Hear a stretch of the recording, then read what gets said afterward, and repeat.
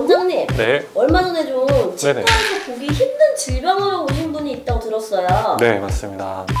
때문에 오신 분입니다. 치과에서 이 병을 진단 받으셨나요? 현실 부족하면서 검색창에 이걸 검색하셨나요? 두려움에 떨고 있는 당신을 위해 만든 이 영상, 치과 병명 백과사전. 나 진짜 이거야?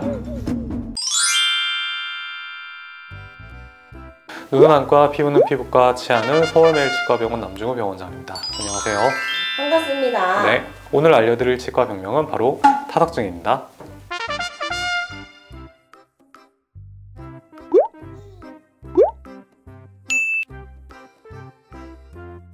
타석. 소리를 먼저 좀 해보자면. 돌이 생긴 건데요. 타석증이라는 거는 바로 이 침샘에서 침이 만들어지고 그 침이 도관을 따라서 이렇게 나오게 되는데 그 도관 중간에 돌이 생기면 그게 타석증입니다. 이게 치과에서 자주 볼 수 있는 질환은 아니라고 하던데요. 맞습니다. 자주 보긴 어렵고요. 1년에 한두 번 정도 보는 것 같아요. 네.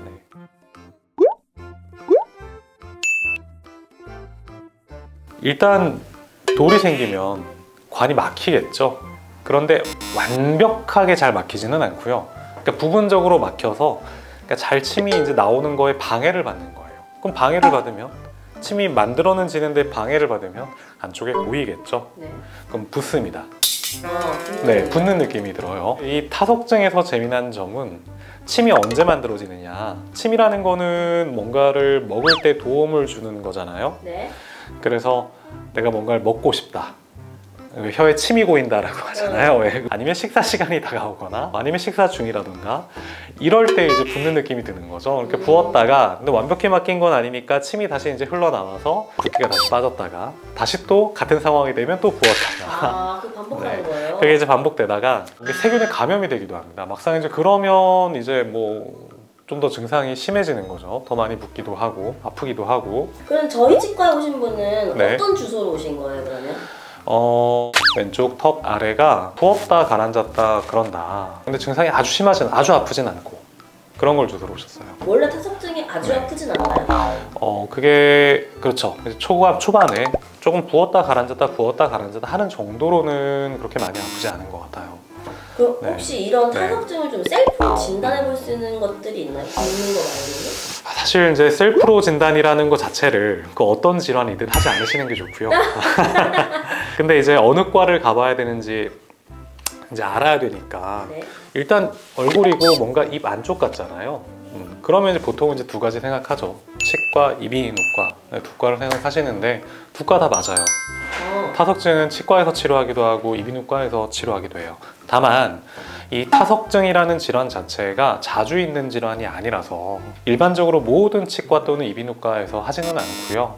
좀 이렇게 큰 대학병원 규모는 돼야 이 타석증 치료를 보통은 해요. 또한 이 진단도 저희가 일반적으로 파노라마, 뭐 치근단 사진, CT 이런 것들을 이용해서 찍어볼 수 있잖아요.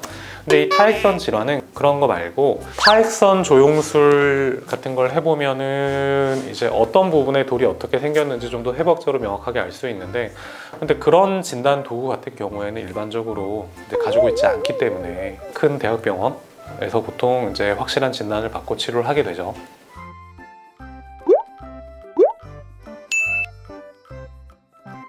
타석증은요 관에 돌이 생기는 거잖아요. 네. 그러면 그냥 상식적으로 좀 생각해 보면 답이 나와요. 뭔가가 흐르고 있는데 거기에 찌꺼기들이 뭉쳐서 돌이 생긴다? 정체 현상이 일어날 때 그러겠죠. 물이 콸콸콸콸 잘 흐르면 찌꺼기가 관에 잘 안 뭉칠 거 아니에요. 근데 그럼 왜 그러냐? 일단 첫 번째 그 액체가 좀 끈끈할 때 아마 더 잘 생기겠죠. 아주 묽을 때보다. 그래서 침샘 중에 이제 큰 게 이하선, 뭐 악하선, 설하선 이렇게 세 가지가 있는데 이 세 가지 침샘 중에서 요 악하선에서 만드는 침이 가장 끈적끈적하고요. 결과적으로 대부분의 타석은 바로 이 악하선과 관련해서 생깁니다.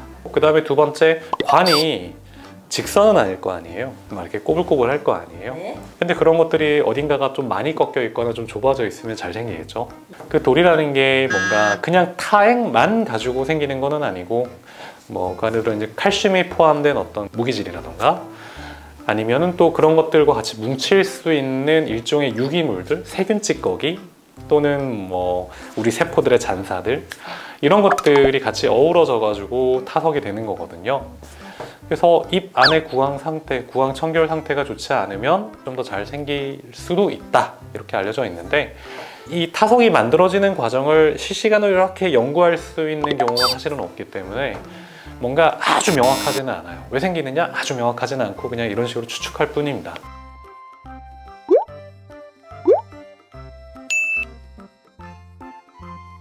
아까 말씀드렸듯이 식사와 관련이 있잖아요. 그 식사 시간과.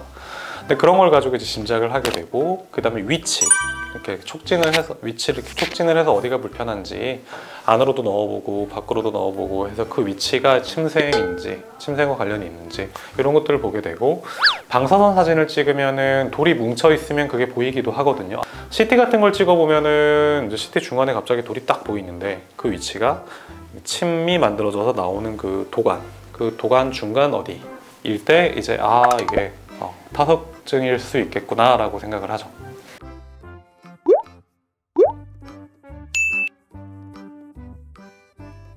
일단 입구 아주 근방에 있으면은 손으로 이렇게 잘 짜가지고 톡 나오는 경우도 있고요. 아니면은 운이 좋으면 자연 배출될 수도 있겠죠. 네. 그런데 보통 이제 그렇지 않으면은 수술을 하게 돼요. 말 그대로 그 관을 째서 여는 거죠. 열어서 빼내고 다시 꼬매고. 그런데 참 이 안쪽이 수술하기가 사실 까다로워요. 왜냐면 눈에 안 보이는 여러 신경들, 혈관들, 그리고 또 이런 침샘 도관들 이런 것들이 지나다니는데, 다른 해부학적 구조들이 망가지게 되면 다른 후유증이 나타날 수 있으니까 사실 그런 게 좀 까다로운 것 같아요. 그럼 이런 타석은 혹시 재발할 수도 있는 건가요? 재발할 수 있죠. 네. 타석이 생길 만한 그 원인들 자체를 아예 제거해버리는 건 아니니까요. 타석증 치료라는 게. 그래서 재발할 수 있습니다. 근데 치료를 했는데도 이게 반복적으로 이런 타석증이 발생을 하고 만성적인 염증이 자꾸 발생을 하면 아예 타액선 자체를 그냥 제거하는 게 더 좋다라고 알려져 있고요. 근데 오늘 침샘을 제거하면 어떻게 해요? 침샘을 제거하면 입안이 조금 더 마르겠죠? 그러니까 침이 덜 나오니까 아예 그냥 뭐 삶이 불가능한 그런 건 아니고요.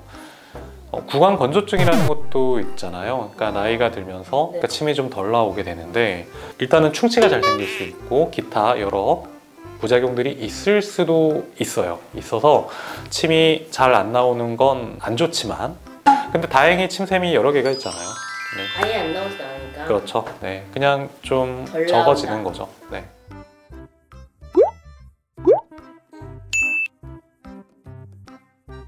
사실 이 원인도 제가 근데 확실하진 않다라고 했잖아요. 그리고 또 이걸 예방하는 것도 사실 확실한 예방이라는 건 없어요. 그냥 이론적으로는 물 많이 마시면 침 잘 나올 거고, 좀 더 타석이 좀 덜 생길 것 같고, 구강 청결 유지하면 타석이 뭉칠 만한 그런 어떤 유기물들이 좀 적어지면서 덜 생길 것 같은데, 애초에 타석증이라는 것 자체가 잘 발생하는 질환은 아니고요.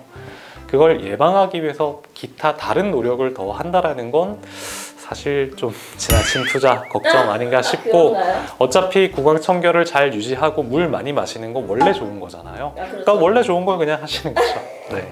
가끔씩 신 음식을 먹어서 침이 좀 더 잘 나오게 하고 뭐 이러는 것도 방법일 수는 있겠지만, 근데 그 신 음식이라는 게 또 이게 치아에 꼭 좋냐 이렇게 볼 수도 없기 때문에 뭐 글쎄요, 뭐 그거는 좀 과한 거 아닌가 싶은데요. 네. 그럼 혹시 어때요? 껌 씹는 거 도움 될까요? 껌 씹는 거는 도움이 됩니다. 껌 씹으면 침이 좀 더 잘 나오고요.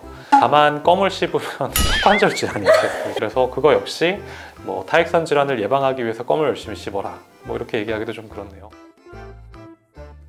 오늘 제가 준비한 타석증에 대한 내용은 여기까지입니다. 이렇게 들어보시면은 그 타석증의 특징들, 귀에 쏙쏙 들어온 특징들이 몇 가지 있었죠. 이제 그런 걸 바탕으로 내가 뭔가 이쪽이 자꾸 붓고 가라앉고 그러면 타석증이 아닌가 의심을 해볼 수 있으실 것 같고, 그런 경우에 치과 또는 이비인후과 진료를 보시면 되고요. 저희가 이런 치과 병명 백과사전을 하는 이유가 뭐 도움이 되시라고 하는 거긴 하지만, 이렇게 자주 있는 질환이 아닌 것들, 타석증 이런 얘기를 듣고 너무 이제 걱정하실 필요는 없어요. 네, 너무 내가 이런 거 생기면 어쩌지? 내가 어떻게 하면 예방할 수 있지?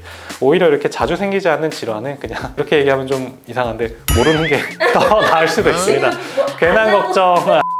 궁금하신 거 있으시면 댓글 달아주시면 성심성의껏 알려드리겠습니다. 이상 눈은 안과, 피부는 피부과, 타석증은 서울매일치과병원 남중우 병원장입니다.